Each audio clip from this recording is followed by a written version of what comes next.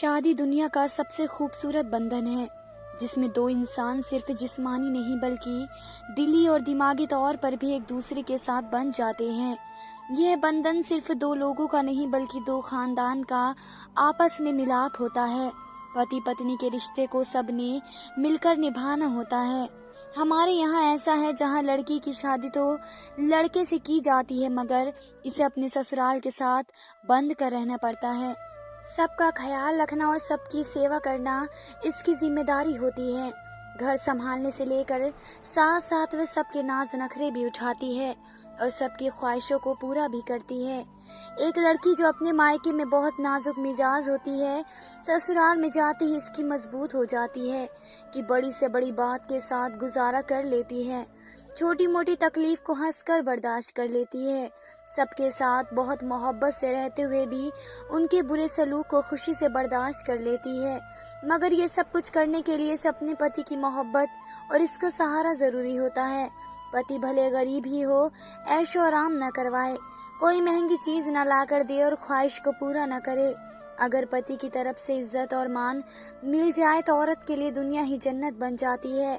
शादी की पहली रात मैं अपने पति का इंतज़ार कर रही थी। इंतज़ार करते हुए मुझे बहुत ज़्यादा वक्त गुजर चुका था मगर मेरा पति था कि अभी तक नहीं आया था। मैं बार बार घड़ी की तरफ देख रही थी। घड़ी की सुइयां अपनी रोज़ की रफ्तार के मुताबिक आगे बढ़ रही थी मगर मेरे पति के आने का भी दूर दूर तक भी कोई नामो निशान नहीं था। इंतज़ार करते करते मैं थकने लगी। मुझे अपने पति पर बहुत गुस्सा आ रहा था।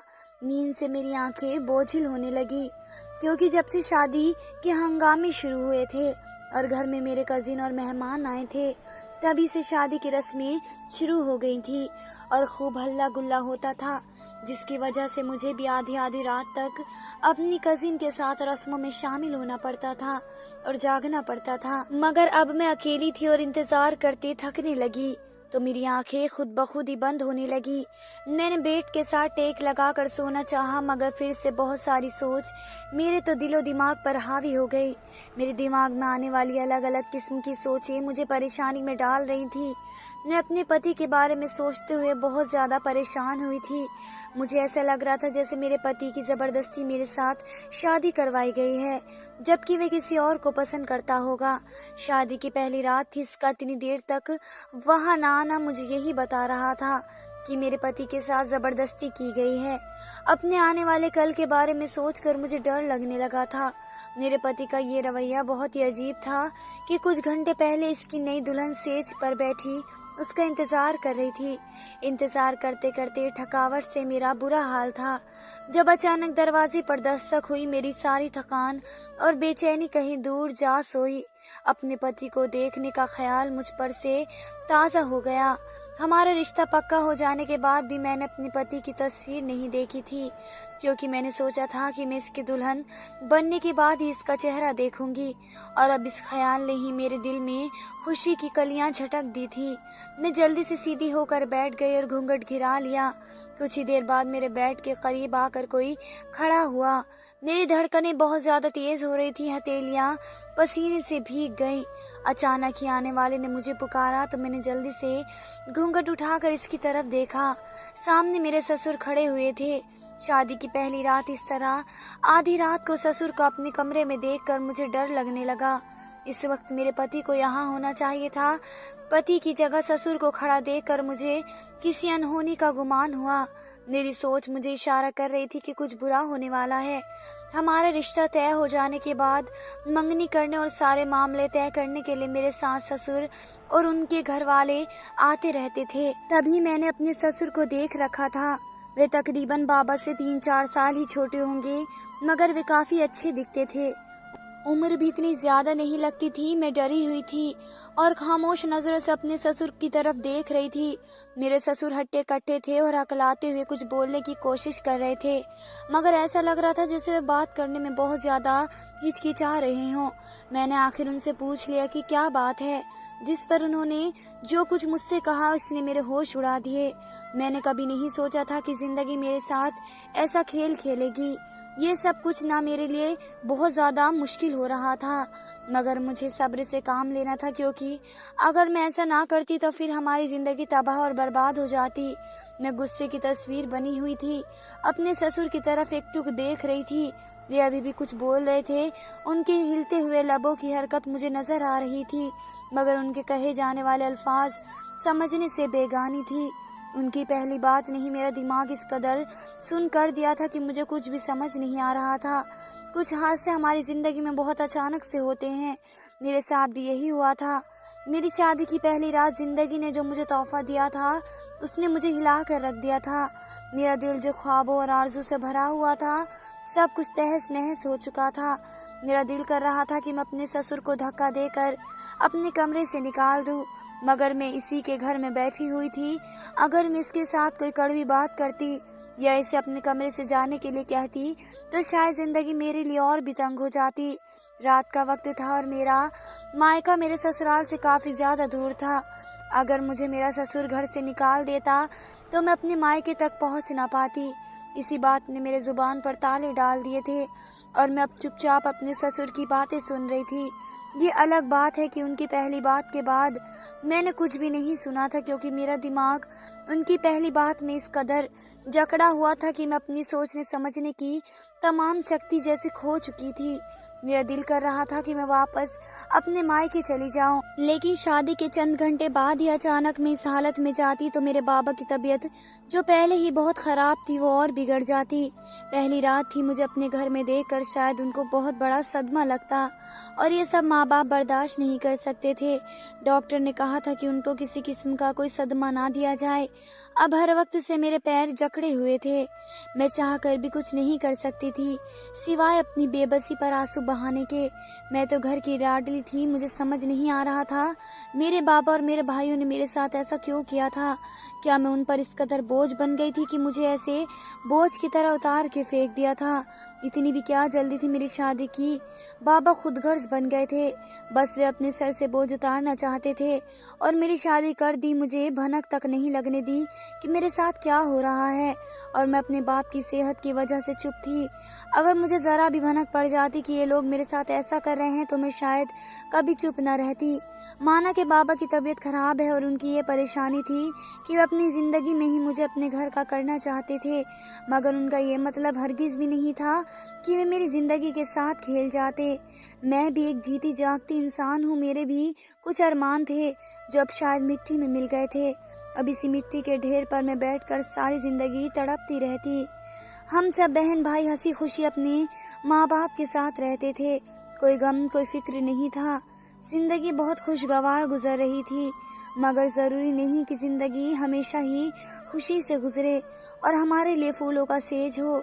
कभी कभार ज़िंदगी कांटों की राह जैसी बन जाती है। एक रात मेरे बाबा की तबीयत ख़राब हो गई तो हम उन्हें अस्पताल लेकर गए।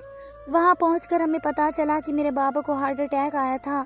बाबा को हार्ट अटैक आने का सुनकर हम सबके पाँव के नीचे से ज़मीन निकल गई, क्योंकि बाबा को कभी इस किस्म का कोई मसला नहीं हुआ था। उनकी तो कभी तबीयत खराब नहीं हुई थी। वे बिल्कुल सेहतमंद थे। ऊपर वाले का लाख लाख शुक्र था कि मेरे बाबा सही हो गए और कुछ ही दिनों में हम उन्हें अस्पताल से डिस्चार्ज करवा कर घर वापस ले आए। मगर डॉक्टर ने उन्हें कोई भी टेंशन या परेशानी लेने से सख्ती से मना किया था। यहाँ तक कि डॉक्टर ने कहा था कि उन्हें कोई भी खुशी या गम की खबर भी अचानक न दी जाए। अचानक मिलने वाली खुशी और गम दोनों ही उनके लिए तकलीफ बन सकती हैं। हम बाबा को घर लाकर उनकी सेहत का बहुत ख्याल रख रहे थे, मगर बाबा हर वक्त परेशान रहते थे। एक दिन उन्होंने मेरी माँ को अपनी परेशानी की वजह बताई। मैं उनके लिए खाना लेकर जा रही थी। अपना नाम सुनकर दरवाजे पर ही रुक गई। जो कुछ मेरे बाबा माँ से कह रहे थे इसे सुनकर मैं हैरान हो गई। मैं इस बात के लिए तैयार नहीं थी। उनकी बात ने मेरे होश उड़ा दिए। मैंने हाथों में पकड़ी हुई ट्रे कांपने लगी तो मैंने जल्दी से कमरे में दाखिल होते ही ट्रे मेज पर रखी। मेरे कमरे में जाते ही माँ और बाबा दोनों खामोश हो गए। मैं बाबा को खाना खिलाने के बाद वापस अपने कमरे में आ गई। मेरा सारा वजूद कांप के रह गया था। बाबा मुझ पर कैसे जुल्म करने जा रहे थे। उनकी तबीयत बहुत ज़्यादा ख़राब थी। अपनी ऐसी हालत के बावजूद वे माँ से ऐसी बात कर रहे थे। मुझे बाबा पर बेहद गुस्सा आ रहा था, मगर मैं उनकी मोहब्बत और प्यार में कुछ नहीं कह सकती थी। कुछ दिन बगैर आफत के गुजर गए थे, घर में कोई भी ऐसा जिक्र ना हुआ। एक दिन मेरी माँ मेरे पास आई और जो कुछ उन्होंने मुझे कहा उसने मेरे होश उड़ा दिए। मैं अपनी माँ को उन सब से मना करना चाहती थी, मगर मेरी जुबान मेरा साथ नहीं दे रही थी। कहीं न कहीं मैं भी इतना तो जानती थी कि मेरी बात को रद्द कर दिया जाएगा। मैं किस्मत के सितम पर हैरान थी। बाबा बीमार थे और मेरे साथ ये सब हो रहा था। मैं पढ़ना चाहती थी और डॉक्टर बनना चाहती थी। यह मेरी जिंदगी का सबसे बड़ा ख्वाब था। बाबा हमेशा बोलते थे कि मैं अपनी बेटी को डॉक्टर बनाऊंगा, और अचानक से बाबा को मेरी शादी की फिक्र लग गई थी और वे कह रहे थे कि बहुत हो गई पढ़ाई, अब पढ़ाई का सिलसिला खत्म करवाओ और शादी की तैयारियां करो। ये बात सुनकर मुझे ऐसा लग रहा था कि मैं अपने पैरों के ऊपर खड़ी नहीं हूँ। यह सारी जिंदगी जिस बाबा ने मुझे डॉक्टर बनने के सपने दिखाए थे, और आज वही बाबा मेरी आंखों से बेदर्दी से वे सपने नोच रहे थे। ये सुनकर मुझे बहुत ज्यादा तकलीफ हुई। मैं अपनी ख्वाहिश से किसी सूरत पर अलग नहीं हो सकती थी। जब मैंने इस बात का माँ से जिक्र किया तो माँ उल्टा मुझे समझाने लगी कि तुम्हारे बाबा बीमार हैं, डॉक्टर ने उसे किसी किस्म की टेंशन और परेशानी देने से मना किया है। अब तुम खामोशी से शादी के लिए तैयार हो जाओ। तुम्हें बाप की जिंदगी प्यारी है या अपने ख्वाब? मैं क्या करती, मेरे लिए दोनों ही बहुत प्यारे थे। मेरे बाप मेरी जिंदगी थे और मेरे बाप ने ही मुझे ख्वाब दिखाए थे। इसलिए अपने बाप के खातिर मैंने जहर का घूंट भर लिया और अपने सारे सपने अपने बाप पर कुर्बान कर दिए। शायद सारी बेटियां ऐसी ही करती होंगी। बाबा ने अपने जानने वालों में मेरी बात तय कर दी। बाबा अपनी बीमारी की वजह से बहुत परेशान हो गए थे। वे जल्द से जल्द मुझे विदा कर देना चाहते थे। उनका कहना था कि अगर वे अपने फर्ज से निमट जाएंगे तो आराम से मर सकेंगे, और उनकी बात मुझे बहुत तकलीफ देती थी। मेरी सास और उनके घर वाले आए और मेरी मंगनी कर गए। मेरे मंगेतर का नाम समीर था। वे अच्छा खासा पढ़ा लिखा था और किसी मल्टीनेशनल कंपनी में नौकरी करता था। मैं खुद पढ़ी लिखी थी, इसलिए चाहती थी कि मेरा हमसफर जो कोई भी है वह भी पढ़ा लिखा हो। मेरी एक शादीशुदा नंद जब हमारी मंगनी करने के लिए आई तो उसने मुझे समीर की तस्वीर दिखानी चाहिए, जिसे मैंने ये कहते हुए मना कर दिया कि एक ही बार शादी के बाद मैं अपने दूल्हा को देखना चाहती हूँ। मेरी बात सुनकर मेरी ननंद मुस्कुरा रही थी। मंगनी के बाद भी कुछ रस्म करने के सिलसिले में और शादी की तारीख तय करने के लिए अलग अलग मौके पर मेरे सास ससुर आते रहे। वे मुझे अपनी बेटी की तरह समझते थे। उनकी किसी बात से मुझे उनके ख्यालों के बारे में पता नहीं चलता था। वे न जाने मेरे बारे में क्या कुछ सोचते रहते थे और मैं उनके हर अल्फाज ही सुन लेती थी, लहजे पर कभी ध्यान नहीं देती थी। मेरी शादी हो गई और मैं खुशी खुशी ब्याह कर अपने ससुराल आ गई। विदाई के बाद अलग अलग किस्म की रस्में होती रही और जब काफी ज्यादा रात हो गई तो मुझे मेरे कमरे में पहुंचा दिया गया।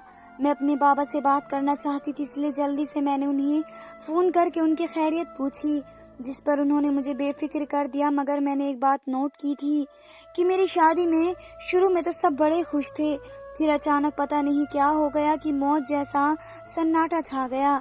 मैंने दिल में यही सोचा कि शायद मैं अपने माँ बाप की इकलौती बेटी और अपने भाइयों की इकलौती बहन हूँ। इस वजह से वे लोग बहुत उदास और परेशान नजर आ रहे हैं, क्योंकि हर बेटी की विदाई पर इसके माँ बाप बहुत उदास और परेशान होते हैं।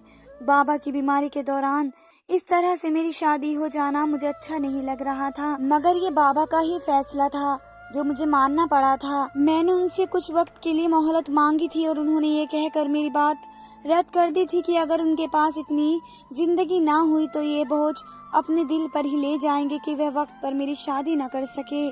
उनकी बात ने मेरे तमाम सपनों का गला घोट दिया था। मैंने उनके सामने हथियार डाल दिए और उनकी मर्जी में खुद भी राजी हो गई। मेरे लिए मुश्किल था, मगर अपने बाबा की दिमागी सुकून के लिए मैं सब करने पर तैयार हो गई, क्योंकि एक लम्हे को मुझे भी ये ख्याल आया कि अगर मेरे बाबा मेरी शादी होने से पहले चले गए तो मैं खुद को कभी माफ़ नहीं कर पाऊंगी कि मैंने बाबा की आखिरी ख्वाहिश पूरी नहीं की और अपनी जिद पर डटी रही थी। इस वजह से मैंने हथियार डाल दिए और चुपचाप शादी के लिए राजी हो गई। मैंने अपने पति को नहीं देखा था। बाबा की तरफ से परेशानी कुछ कम हुई तो मैं खुद ब खुद अपने पति के बारे में सोचने लगी कि ना जाने वे कैसा दिखता होगा, मगर ये सोचकर दिल को तसल्ली दे ली कि कुछ वक्त में इसे देखने वाली हूँ जिसकी मैं दुल्हन थी। आज मैं इसके कमरे में बैठी इसका इंतज़ार कर रही थी और ये इंतज़ार के लम्हे इतने दिल फेंक थे कि मेरा दिल धड़क रहा था। जब मेरा इंतज़ार का बांध टूटने लगा तो मैं घबरा गई, क्योंकि मेरा पति आधी से भी ज़्यादा रात हो जाने के बावजूद कमरे में नहीं आया और ना ही घर में से किसी की कोई आवाज़ सुनाई दी। पहले शादी की होने वाली रस्में और फिर सारा दिन पार्लर में मेकअप, ससुराल में होने वाली रस्मों ने मुझे बहुत ज़्यादा थका दिया था। मैं हर मुमकिन हद तक अपनी आंखों को खुला रखने की कोशिश कर रही थी, क्योंकि मैं नहीं चाहती थी कि मेरा पति जब कमरे में आए तो मैं उसे सोई हुई मिलूं। मेरे इंतज़ार की हद पार हो चुकी थी और अब मैं दिल में अपने पति पर बहुत ज़्यादा गुस्सा हो रही थी। कोई ऐसा भी करता है कि जब इसकी नई नवेली दुल्हन सुहाग की सेज पर बैठकर उसका इंतजार कर रही हो और दूल्हा गायब हो। ऐसा शायद दुनिया की तारीख में कभी ना हुआ होगा, मगर मेरे साथ ऐसा हो रहा था। इंतजार काफी लंबा गुजर जाने के बाद जैसे जैसे इंतजार की हद पार होती जा रही थी, मेरे सब्र का पैमाना भी खत्म होने लगा था।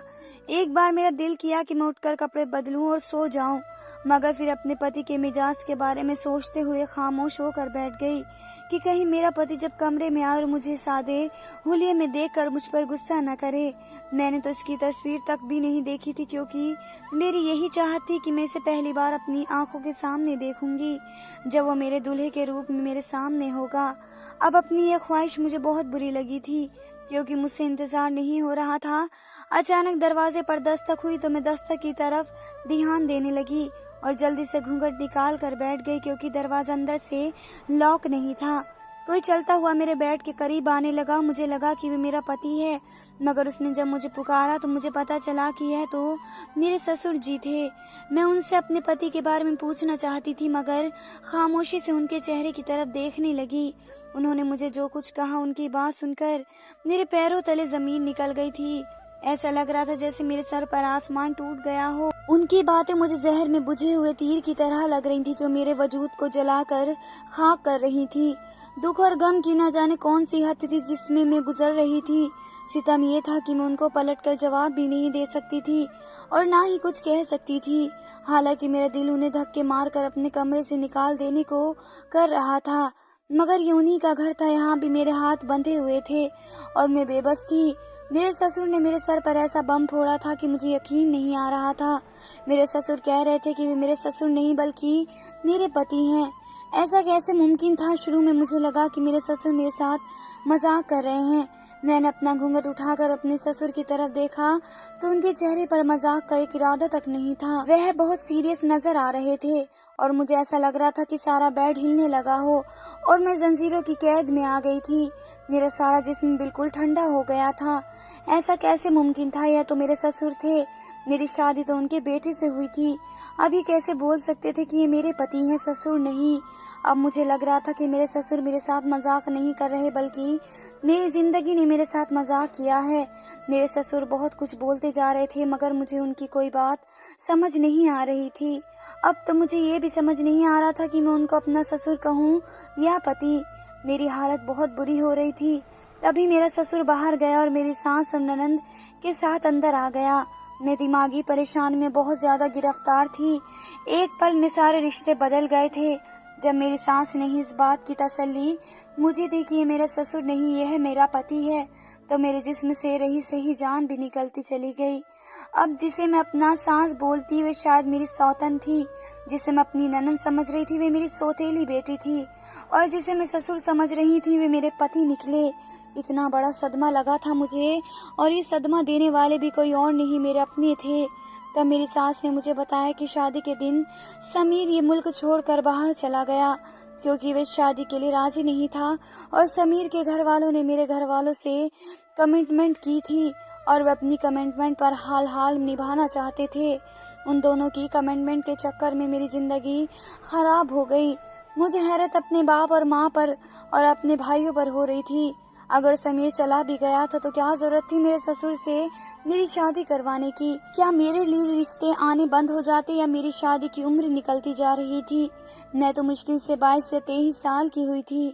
मुझे कुछ समझ नहीं आ रहा था। मैं डिप्रेशन में गिरफ्तार थी और गुस्से से अपने हाथों से चूड़ियाँ निकाल कर फेंके जा रही थी और हौले हौले मैंने सारी ज्वेलरी निकाली और कमरे में फेंक दी। अब कमरा खाली था और कमरे में कोई नहीं था। मैं अकेली बैठी थी, अपने रब से गिले शिकवे करती रही, अपने माँ बाप पर गुस्सा होती रही। सारी रात मैं अकेले कमरे में बैठकर रोती रही और मुझे मालूम नहीं रोते रोते न जाने किस वक्त मेरी आंख लग गई। जब मेरी आंख खुली तो दोपहर का टाइम हो रहा था। जब मैं कमरे का दरवाज़ा खोलकर बाहर निकली तो मुझे हैरत हुई। वहाँ पर मेरे माँ बाबा और भाई बैठे हुए थे। मैं किसी से कोई बात नहीं करना चाहती थी। मैं अपने कमरे में वापस आ गई और तभी बाबा और माँ दोनों मेरे पास चले आए। बाबा रोते जा रहे थे और मुझसे माफ़ी मांग रहे थे और उन्होंने कहा कि इस बात के अलावा उनके पास और कोई चारा नहीं था। शादी के वक्त समीर बाहर चला गया और लौट कर नहीं आया और बाहर जाकर फ़ोन करके बताया कि वे शादी नहीं करेगा और हम सब बहुत परेशान हो गए।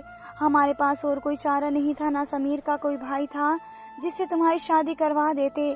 फिर मैंने समीर के बाबा से कहा कि आप मेरी बेटी से शादी कर लें, क्योंकि अगर मेरी बेटी की बारात वापस गई तो कभी भी उसकी दोबारा बारात नहीं आएगी। और तुम जानती हो मुझे हमेशा से कम उम्र लड़के पसंद नहीं हैं। उनमें कोई सीरियस बात नहीं होती, ऐसे ही फैसला करते हैं जैसे समीर ने किया था। शादी के वक्त फरार हो गया था।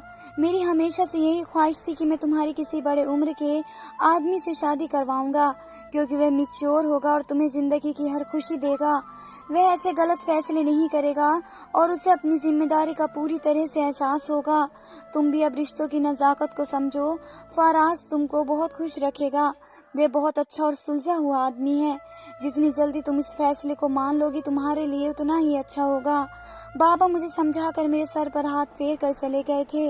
मेरे लिए वापसी के सारे रास्ते बंद करके चले गए थे। फिर मैं समझ गई थी कि एक बेटी को हर मोड़ पर ऐसी कुर्बानियाँ देनी पड़ती हैं, कभी माँ बनकर तो कभी बीवी बनकर और कभी बेटी बनकर।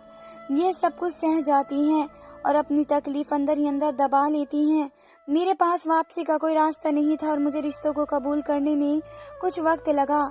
मैंने सारी ख्वाहिशें और ख्वाब अपनी सुहाग की सेज के अंदर ही दफन कर दिए थे और मैंने सोच लिया था मैं फराज के साथ ही ज़िंदगी गुजारूंगी, क्योंकि मुझे एक अच्छी बेटी होने का फ़र्ज़ अदा करना था। और अच्छी बेटियां बाप और भाइयों की इज्जत पर, उनके किए गए फैसलों पर हमेशा कुर्बान होती हैं और अपने ख्वाब और ख्वाहिश सब मिट्टी तले दफन कर देती हैं। माँ बाप को हमेशा यही लगता है कि उनका किया गया फैसला बेटी के लिए सही होगा और बेटियां हमेशा अपने लब सीकर अपने बाप को यही दिखाती हैं कि उनका फैसला सही था। ऊपर वाले से दुआ है उन बेटियों के नसीब अच्छे करें जो अपने माँ बाप और भाई के कहने पर हर चीज़ की कुर्बानी दे जाती हैं। धन्यवाद दोस्तों।